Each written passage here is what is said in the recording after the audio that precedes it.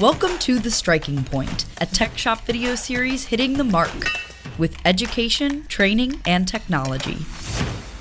NVH. It's a common problem we're faced with, and it has become more difficult to diagnose over the years.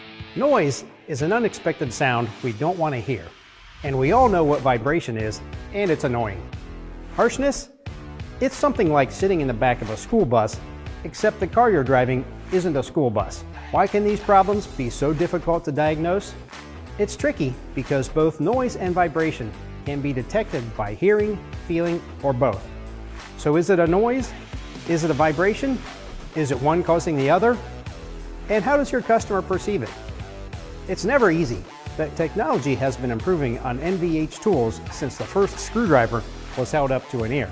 Today's modern NVH tools utilize software, microphones, and accelerometers to capture and graph data, not only giving you a visual reference, but breaking down the type and frequency of the vibration, putting you on the fast track of diagnosis.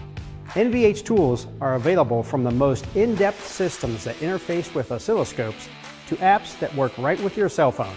It's technology at its best. Thanks for watching The Striking Point from Tech Shop. Be sure to check out our YouTube channel for more tool videos, and I'll see you next time.